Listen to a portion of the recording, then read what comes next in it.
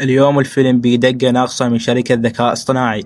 بطلتنا هناء قعدت الصبح وابنها جاسم واقف فوق راسها يريد يسبح بالمسبح، وهي قالت لي يما وراك روضة لا تدوخ راسي. باوعت من الشباك شافت المطر يصب، قالت بقلبها هاي خوش مطرة مال نومه، عبالها مطر خير وراح ينقطع، ما تدري ان السالفة بيها انه هاي بداية نهاية العالم والماي راح يغرق الولايات كلها. وهنا المسكينة محبوسة ب20,000 محاكاة حتى تتعلم شلون تصير أم صدق، مو بس الجيب والذب. وتعالوا شوفوا وش صار بيهم. هناء بدأت تسوي ريوق وجاسم لها عليها، وأمها خابرتها يما شلونك. هناء قالت لها زين، وهي جاية تطبخ سمعت صوت بقبقة بالحمام. وهنا الحلوة شافت الماي ترس الصالة. عبالك جاي يوزعون حصة مائية بالبيت. الماي صعد للطابق الثالث، طلع من الشباك. الإذاعة صاحت يا عالم انهزموا، الماي غرق الدنيا والمصاعد عطلت.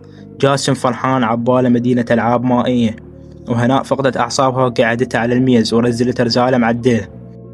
جاها اتصال من شخص مجهول اسمه جواد، وقالها الماي غرق البناية، طلعي فوق بسرعة. وانطفت الكهرباء وراحت تدور على جاسم، لقيته خاتل بالكنتور وزعلان، راضته بكلمتين وشالته على ظهرها وطلعت تركض. طلعت للممرات لقت العالم مخبوص والدرج مسدود. راحت لدرج الطوارئ وشافت ناس تسبح عبالها أولمبيات. وصلت للطابق لقت الدرج مسدود بأغراض عتيقة، زلقت رجلها وشافت جثث طافية. هنا قالت يا أبوي السالفة صارت الصدق. ورجعت وجاسم ضاع منها ودخل بشقة غريبة، وفجأة طقت موجة عملاقة كسرت الشباك. هنا تذكرت رجلها غزوان شلون غرق بالسيارة، وقالت يا معودة مو وقت ذكريات حزينة هسه. غصت تدور على جاسم لكنه فاقد الوعي، أو حاولت تفتح الباب ما قدرت وفقدت الوعي هي هم. صحاها جواد وسوى إنعاش لجاسم، والطفل قاعد يبكي. جواد صورهم مفيد ودزهم للشركة، وبعدين قالها صدمة ترى نيزك ضرب القطب الجنوبي واليوم نهاية البشرية. وقال لها أنت مو بشر، أنت وابنك مجرد روبوتات. وهي قالت أنت جاي تمثلت. جاسم راح للحمام، فجأة طق بور الغاز وانفجرت الدنيا نار.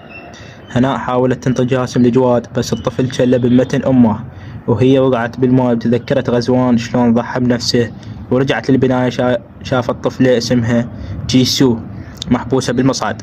حاولت تنقذها بإيديها وما قدرت. هناء شافت سلابة حرامية يقتلون بالناس فانهزمت منهم. لقت جاسم مريض ومحتاج دواء.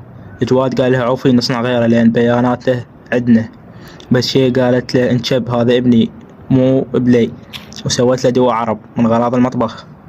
وصح جاسم قال لها يما أحبت مرض حتى تهتمين بيه، وهي قلبها